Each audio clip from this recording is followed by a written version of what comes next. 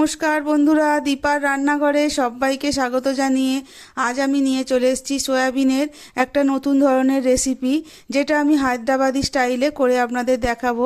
এর আগে তো নিশ্চয়ই সয়াবিনের অনেক রকম রেসিপি আপনারা ট্রাই করেছেন, তবে এইভাবে সয়াবিনটা একবার হলেও বাড়িতে বানিয়ে দেখবেন, খেতে হয় কিন্তু দারুণ। আর রেসিপিটার নাম আজকে হচ্ছে সয়াবিন ডালচা বা সয়াবড়ির ডালচা। তাহলে দেখে নেওয়া যাক কিভাবে আজকে আমি রেসিপিটা বানাই। সয়াবড়ি ডালচা বানাবার জন্য দেখুন, আমি এখানে 3 রকমের ডাল আগে থেকে ভিজিয়ে রেখেছিলাম। আমি এখানে নিয়েছি 100 গ্রাম অড়হর ডাল, আর এখানে নিয়েছি 100 গ্রাম মুগ ডাল, আর এখানে ছোলার ডালটা 100 গ্রামের একটু বেশি নিয়েছি। ছোলার ডালটা আর অড়হর ডালটা আমি সারা রাত ভিজিয়ে রেখেছিলাম, মুগ ডালটা সকালে ভিজিয়েছি। এই ডালগুলো আগে ভিজিয়ে রাখলে কি হয়, রান্নার একটু তাড়াতাড়ি হয়, সেই কারণেই ভিজিয়ে রেখেছি। আর কি কি লাগছে দেখে নেওয়া যাক। আর লাগছে সয়াবিন, এখানে সয়াবিন যেহেতু দেবো সয়াবড়ি ডালচা, সয়াবিন তো লাগবেই। সয়াবিনটা আগে গরম জলে আমি ভালোভাবে ভিজিয়ে রেখে ভালোভাবে জল চিপে নিয়ে নিয়েছি, এই দেখুন। আর এখানে লাগছে লাউ, এই যে লাউ বড় বড় টুকরো করে নিয়েছি, কারণ এটা সিদ্ধ হওয়ার পর কিন্তু ছোটই হয়ে যাবে, গলে যাবে, তাই আমি একটু বড় বড় সাইজ করে কেটে নিয়েছি। আর এখানে একটা টমেটো কুচিয়ে নিয়েছি, আর একটা বড় সাইজকে পেঁয়াজকে এইভাবে পাতলা পাতলা করে কেটে নিয়েছি। আর এখানে নিয়েছি কাঁচা লঙ্কা চিড়ে। আর যেসব বাকি উপকরণগুলো সেগুলো আপনাদের সঙ্গে রান্না করতে করতেই শেয়ার করব। তাহলে চলুন রান্নাটা শুরু করে দিই। প্রথমেই দেখুন, ডাল সিদ্ধ করে নেওয়ার জন্য আমি গ্যাসের মধ্যে প্রেসার কুকার বসিয়ে দিয়েছি। এবার প্রেসার কুকারের মধ্যে দিয়ে দেবো পরিমাণ মতো জল। এবার প্রেসার কুকারের মধ্যে এক এক করে সব ডালগুলি আমি দিয়ে দেবো। প্রথমে ছোলার ডালটা দিয়েছি, এবার দিয়ে দেব অড়হর ডালটা, তারপর দিয়ে দেব ভেজানো মুগ ডালটা, এবার দিয়ে দেব সামান্য একটু লবণ, আর একটু 1 চিমটের মতো হলুদ গুঁড়ো দিয়ে দেব, আর দিয়ে দেব একটু হিং। আর দিয়ে দেব কেটে রাখা লাউগুলো। এবার প্রেসার কুকারের ঢাকনাটা বন্ধ করে দিয়ে খুব বেশি সিটি দেওয়ার দরকার নেই, 2 থেকে 3টে সিটি দিলেই কিন্তু ডালটা ঠিকঠাক সিদ্ধ হয়ে যাবে। বাকি রান্নাটা করার জন্য দেখুন, গ্যাসের ওপরে আমি কড়াই বসিয়ে গ্যাসটা অন করে দিয়েছি। এবার কড়াইয়ের মধ্যে দিয়ে দেব সাদা তেল। আমি এখানে 2 চামচের মতো সাদা তেল ব্যবহার করছি। এবার তেলের মধ্যে দিয়ে দেব 1 চিমটে লবণ, তার মধ্যে দিয়ে দেব সয়াবিনগুলো। সয়াবিনগুলো এইভাবে আগে যদি একটু ভেজে নেওয়া হয়, তাতে কি হয়, সয়াবিনের যে একটা কাঁচা গন্ধ থাকে সেটা চলে যায়। বেশি ভাজার দরকার নেই, সয়াবিনটা একটু রং ধরলে সেই পর্যায়ে তো বাড়িতে নিশ্চয়ই সয়াবিনের অনেক রকম রেসিপি আপনারা খেয়েছেন রান্না করে, কিন্তু এইভাবে সয়াবিনটা একবার বাড়িতে বানিয়ে দেখবেন। এটা কিন্তু গরম ভাত, রুটি সব কিছুর সাথেই খেতে খুব দারুণ লাগে। দেখুন, সয়াবিনের মধ্যে একটা সুন্দর লাল কালার চলে এসছে। এবার আমি এগুলো তেল থেকে তুলে নেব।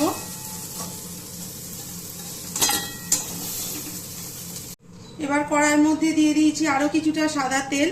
তেল গরম হয়ে গেছে, এবার আমি এর মধ্যে পেঁয়াজগুলো দিয়ে দেব। এবার পেঁয়াজগুলো একটু লাল লাল করে ভেজে নেব। দেখুন, পেঁয়াজে একটা সুন্দর কালার চলে এসছে।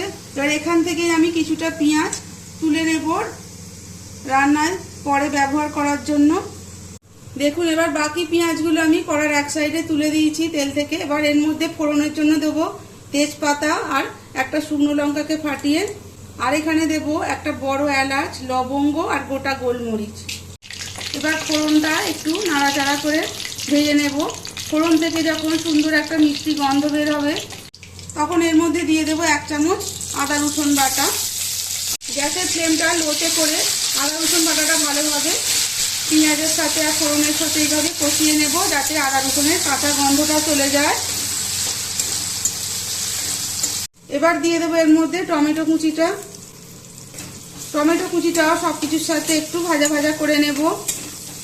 এবার এর মধ্যে গুঁড়ো মশলাগুলো যোগ করে দেব। প্রথমেই দিয়ে দেব হলুদ গুঁড়ো, তারপর দিয়ে দেব ধনে গুঁড়ো। এই রান্নাটা একটু ধনে গুঁড়োটা বেশি লাগে। তারপর দিয়ে দেবো স্বাদ অনুযায়ী লবণ। ডাল সিদ্ধ সময় লবণ দিয়েছিলাম, সেটা মাথায় রেখেই লবণটা ব্যবহার করতে হবে। আর দিয়ে দেবো কালারের জন্য কাশ্মীরি লঙ্কার গুঁড়ো, আর ঝালের জন্য দিয়ে দেবো গোলমরিচ গুঁড়ো 1/2 চামচ। আবারও পরে আমি গোলমরিচ গুঁড়ো ব্যবহার করব, এখন আমি 1/2 চামচ দিলাম।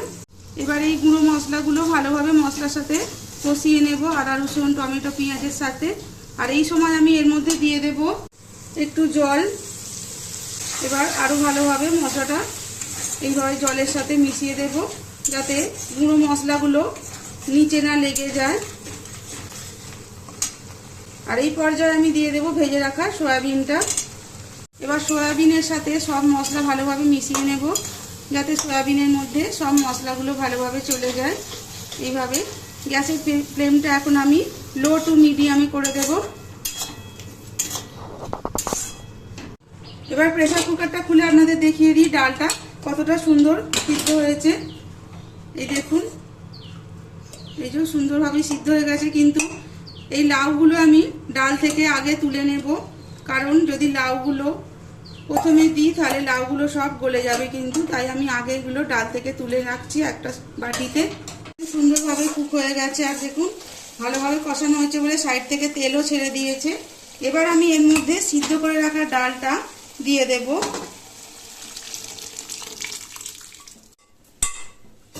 এবার ডালটা দিয়ে ভালোভাবে এইভাবে মিশিয়ে দেব একটু। এই রান্নাটা কিন্তু আমি কোনো রকম শুকনো লঙ্কার গুঁড়ো ব্যবহার করিনি, তাই ঝালের জন্য দিয়ে দেব চেরা কাঁচা লঙ্কা কয়েকটা, আর দিয়ে দেব কিছুটা গোলমরিচের গুঁড়ো। এবার সব কিছু মিশিয়ে দিয়ে এভাবে একটু নেড়ে নেড়ে দিতে হবে, যাতে নিচে ডালটা না লেগে যায় কড়ার। এরকম খোলা অবস্থাতেই এটা 5 থেকে 6 মিনিট একটু ফুটিয়ে নেব, তাহলেই কিন্তু এটা ঘন হয়ে আসবে। সয়াবিনটা অনেকটাই জল টেনে নেবে। দেখুন কতটা ডালের জলটা কমে গেছে। এবার এই সময় আমি এই যে সিদ্ধ করে রাখা লাউটা সেটাও দিয়ে দেব। এবার লাউটাও ভালোভাবে মিশিয়ে দেব সবকিছুর সাথে। এবার ওই যে পেঁয়াজটা আগে থেকে ভেজে রেখেছিলেন বেরেস্তার মতো, সেটা দিয়ে দেব। সব কিছু ভালোভাবে মিশিয়ে আরও 2 থেকে 3 মিনিট রান্না করে নিলেই কিন্তু আজকের রেসিপি একদম তৈরি, সয়াবড়ি ডাল চাল। এবার একটু ওপর থেকে ধনেপাতা কুচি ছড়িয়ে দেব, ব্যাস তাহলেই তৈরি হয়ে গেল আজকের রেসিপি।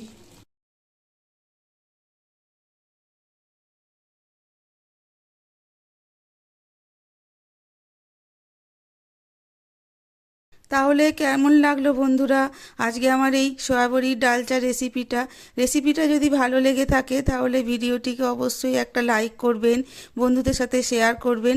আর আমার চ্যানেলের এরকমই নিত্য নতুন রেসিপি সবার আগে পাওয়ার জন্য চ্যানেলটিকে প্লিজ সাবস্ক্রাইব করে রাখবেন, পাশে থাকা বেল আইকনটি প্রেস করে। তাহলে আজকের মতো এখানেই শেষ করছি, দেখা হবে নতুন কোনো ভিডিওর সাথে। আর ততক্ষণের জন্য আপনারা অবশ্যই সুস্থ থাকবেন, সাবধানে থাকবেন। আর ভিডিওটা প্রথম থেকে শেষ পর্যন্ত দেখার জন্য সকলকে অনেক অনেক ধন্যবাদ।